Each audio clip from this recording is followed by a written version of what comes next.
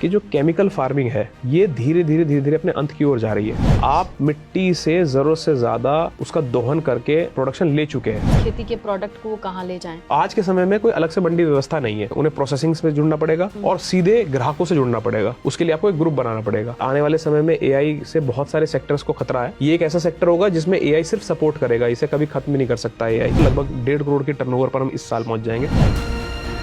नमस्कार, गांव जंक्शन पर हम आपको लेकर के आए हैं हापुड़ में भद्दस्याना। यहाँ पर 10 एकड़ का एक ऐसा फार्म जो कि मॉडल करता है किस चीज को, कि अगर चाहें आप कि बिना केमिकल के अपनी खेती को हरा भरा बनाएं और अपने साथ कई किसानों को ये समझाने के लिए कि किस तरीके से धीरे धीरे केमिकल का साथ छोड़कर जब ऑर्गेनिक नेचुरल फार्मिंग या फिर गुड फार्मिंग प्रैक्टिसेस की ओर आगे बढ़ते हैं तो क्या फायदे हो सकते हैं और क्या नुकसान हो सकते हैं। हर्षवर्धन त्यागी के इस फार्म पर मौजूद हैं हम। किसानों को सबसे पहले तो इस तरफ ले आना कि वो जहर मुक्त खेती की तरफ बढ़ें। दूसरी चीज ये है कि उस खेती के प्रोडक्ट को कहाँ ले जाएं। आज के समय में कोई अलग से मंडी व्यवस्था नहीं है। तो अगर हम बात करें कि किसानों को इस अपने उत्पाद को जो वो रसायन मुक्त तैयार कर रहे हैं वो कहाँ बेचना है, तो उसके लिए उन्हें 2 काम करने पड़ेंगे। उन्हें प्रोसेसिंग में जुड़ना पड़ेगा, अपने फसल की जो है प्रसंस्करण करके एंड प्रोडक्ट बनाना पड़ेगा और सीधे ग्राहकों से जुड़ना पड़ेगा। उसके लिए ये एक किसान के लिए संभव नहीं है।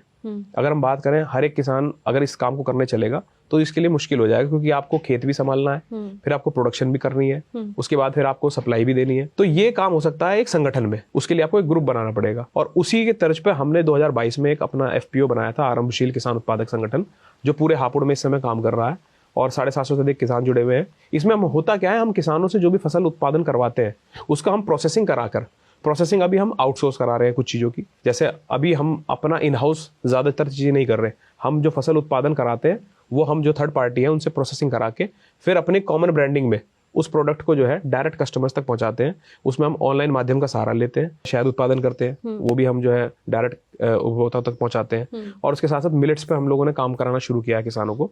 तो मिलेट्स के उत्पाद में जैसे कि बिस्किट है या आपका जो है लड्डू हो मिलेट्स के होते हैं, ये हम बनाते हैं। सीजन में गुड़ होता है, जैगरी पाउडर होता है, उस पर हम काम करते हैं। तो ये कुछ प्रोडक्ट्स है जो हम लोगों ने अपने एफपीओ के थ्रू डायरेक्ट ब्रांडिंग करके B2C यानी डायरेक्ट उपभोक्ता तक पहुंचाना शुरू किया है। उस पर हमें अच्छा खासा रिस्पॉन्स मिल रहा है। लगभग 1.5 करोड़ के टर्नओवर पर हम इस साल पहुंच जाएंगे। इस एफपीओ के माध्यम से हमारे जो किसान हैं उनको लगभग 20 से 30% की आमदनी जो है एक्स्ट्रा होनी शुरू हुई है। मुझे ये जागरूकता हुई कि चलो मैं देख के आता हूँ कि खेती होती कैसे है। तो जब मैं आया और समझने की मैंने कोशिश की तो मुझे पता चला कि बहुत ज्यादा ऐसे हार्मफुल केमिकल को इस्तेमाल होता है कि जब मैं बाग में खड़ा था तो मेरा सर चकरा गया उन केमिकल के असर से। जब उसका स्प्रे हुआ तो मुझे आम के ऊपर तो मुझे तब पहली बार ये बात क्लिक करी कि ये तो खेतीबाड़ी में बहुत ज्यादा खतरनाक केमिकल का इस्तेमाल होता है। तब मैंने इसकी जानकारी लेनी शुरू की कि ऐसा क्यों है। तब मुझे पता चला कि आज के समय में खेतीबाड़ी की इतनी भयंकर दुर्दशा हो गई है कि उसमें हर प्रकार के केमिकल जो कि प्योर जहर है उनका इस्तेमाल किया जा रहा है। और मैं केवल और केवल अपने फार्म को केमिकल फ्री करना चाहता था। उसके कारण मैं खेतीबाड़ी में जुड़ा।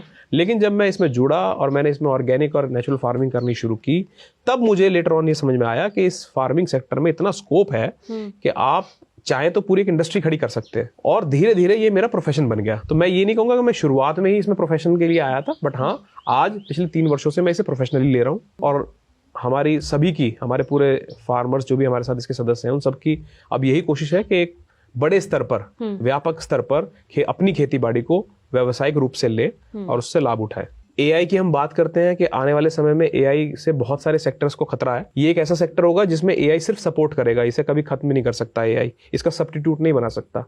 खेती में किसान को उतरना पड़ेगा, वो एआई का सहयोग लेगा और आगे बढ़ेगा, बट एआई कभी रिप्लेस नहीं करेगा फार्मर। तो इसमें हमें जो है बेसिकली कीटों को रोकथाम करनी है। थोड़ा हमारा जो है लेबर कॉस्ट बढ़ सकती है, हमारी मेहनत बढ़ सकती है, बट इनको बनाने का जो खर्चा है वो नाम मात्र का है। अगर मैं आम की बात करूं, मैं आपको उदाहरण दे सकता हूं आम का। हम ये हर 15 दिन में 15 से 20 दिन के अंदर में एक 5,000 रुपए के टैंकर की कीमत का केमिकल लगाते हैं। वहीं जो हम अपने यहाँ पर खेत पर जो हम नीमास्त्र, अग्नियास्त्र या दशपर्णी बनाते हैं उसकी लागत मात्र 500 रुपए आती है, जो एक बार में हमारे यहाँ स्प्रे होती है। और हमें 15 दिन में वो 3 से 4 बार करनी होती है। तो मैं अगर लागत की बात करूं तो हमारा 2,000 रुपए का खर्चे में हम 15 दिन का पेस्ट मैनेजमेंट कर लेते हैं, वहीं उनको 5,000 रुपए लगते हैं। तो अगर कॉस्ट वाइज देखा जाए तो कितना फर्क है उसके कॉस्टिंग में। लेकिन हाँ, हमारी फ्रीक्वेंसी ज्यादा होती है। लेकिन उस फ्रीक्वेंसी के ज्यादा होने के बावजूद हमारे को जो प्रोडक्ट निकल के आता है वो बिल्कुल रसायन मुक्त है, किसी प्रकार का उसमें केमिकल नहीं है, सेहत के लिए फायदेमंद है। ये इसके सारे इतने सारे अगर उसकी बेनिफिट है। सही ब्रांडिंग कर दे तो मुनाफा भी उसका दाम डबल लग जाता है, डिपेंड, क्योंकि मार्केट है। मैं आपको ब्रांडिंग की बता दूं, इस वर्ष जो है हमारा आम 400 रुपए केजी तक बिका है। इस वर्ष हमारा एक कंसाइनमेंट यहाँ से एक्सपोर्ट भी किया गया था एक एक्सपोर्टर के माध्यम से, और मिनिमम हम 200 रुपए केजी में अपना आम बेचते हैं। साल मैंने जैसे बताया हमने एक कंसाइनमेंट एक्सपोर्ट भी किया था। तो कहाँ के लिए और कितना हमारा था जो कंसाइनमेंट था वो एक एक्सपोर्टर के थ्रू गल्फ कंट्री में एक्सपोर्ट हुआ था। कितने किलो? लगभग हमारा 200 किलो का कंसाइनमेंट गया था। ओके। तो मैं बताना चाह रहा हूँ कॉस्ट कंपैरेटिवली केमिकल की कॉस्टिंग भी ज्यादा आती है अगर हम केमिकल की पेस्ट मैनेजमेंट की बात करें तो।